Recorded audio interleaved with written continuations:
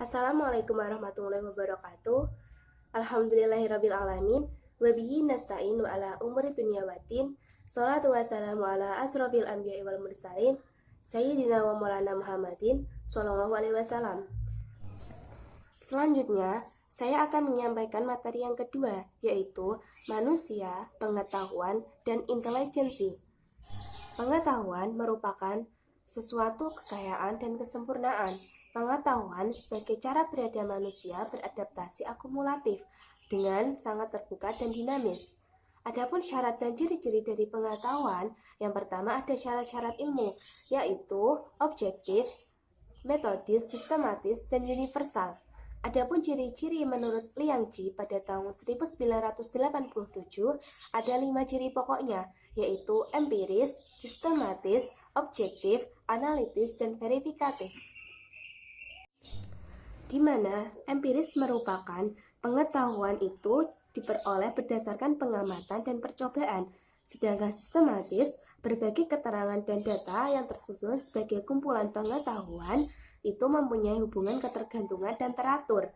Objektif, ilmu berarti pengetahuan itu bebas dari prasangka perseorangan dan kesukaan pribadi. Analitis, pengetahuan ilmiah berusaha membeda-bedakan pokok soalnya, kendala bagian yang terperinci untuk memahami berbagai sifat, hubungan, dan peranan dari bagian-bagian itu. Sedangkan yang terakhir ada verifikatif, yang dapat diperiksa kebenarannya oleh siapapun juga. Dalam hal ini harus diketahui ada 3 hal, yaitu subjek, objek, dan pengalaman. Yang kedua ada rasionalisme. Aliran ini menyatakan bahwa akal atau reason merupakan dasar kepastian dan kebenaran dari pengetahuan, walaupun belum didukung oleh fakta empiris. Yang ketiga ada dengan intuisi. Manusia memperoleh pengetahuan secara tiba-tiba tanpa melalui proses penalaran tertentu. Dan yang keempat ada wahyu. Wahyu adalah pengetahuan yang bersumber dari Tuhan, yang melalui hambanya yang terpilih untuk menyampaikan, yaitu seperti Nabi dan Rasul. Melalui wahyu atau agama, manusia diajarkan tentang sejumlah pengetahuan baik yang terjangkau ataupun tidak terjangkau oleh manusia. Ada sifat dan objek intelijensi manusia. Intelijensi manusia dewasa terletak pada objektivitasnya. Orang dapat melihat hal-hal yang dalam pada dirinya sendiri. Menurut Descartes, bahwa roh justru mungkin untuk mencapai hakikat sendiri dari realitas, sedangkan panca indera hanya memberitahukan kepada kita apa yang berguna dan apa yang merugikan dari hal-hal tersebut.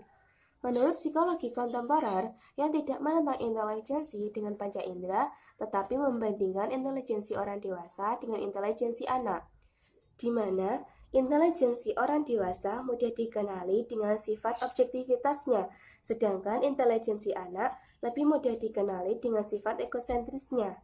Ada tahap-tahap perkembangan akal budi manusia.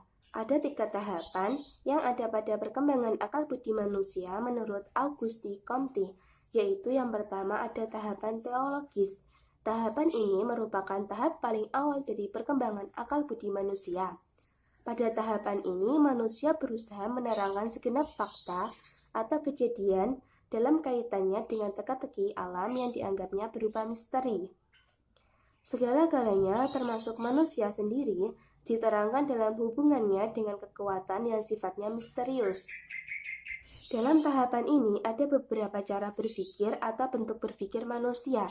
Yang pertama adalah fetitisme dan animisme. Dalam kedua bentuk berpikir ini, kita bisa menyaksikan bagaimana manusia memahami atau menghayati alam semesta dalam individualitas dan partikularitas. Cara berpikir yang lebih maju lagi adalah monoteisme. Cara berpikir ini tidak lagi mengakui adanya banyak roh atau dewa dari benda-benda dan kejadian-kejadian, tetapi hanya mengakui satu roh saja, yaitu Tuhan. Tuhan dipandang sebagai satu-satunya roh yang mengatur dan menguasai bumi dan langit. Semua benda dan kejadian termasuk manusia berasal dan berakhir dari suatu kekuatan tunggal yang bersifat rohaniah itu. Yang kedua ada tahapan metafisis. Pada tahap ini manusia mulai mengadakan perompakan atas cara berpikir lama yang dianggapnya tidak sanggup lagi memenuhi keinginan manusia untuk menemukan jawaban yang memuaskan tentang kejadian alam semesta. Pada tahap ini, semua gejala dan kejadian tidak lagi diterangkan dalam hubungannya dengan kekuatan yang bersifat supranatural atau rohani. Manusia dalam tahapan ini berusaha keras untuk mencari hakikat atau esensi dari segala sesuatu. Manusia tidak mencari kepuasan dengan pengertian umum tanpa dilandasi oleh pemikiran-pemikiran dan argumen-argumen yang logis. Dari tujuan itu, maka dogma agama mulai ditinggalkan dan kemampuan akal budi mulai dikembangkan. Yang ketiga, ada tahapan positif. Pada dasarnya, tahap ini adalah tahap final, seperti halnya proses alam yang lazim terjadi. Sebelum akhirnya dewasa, maka harus melewati masa anak-anak.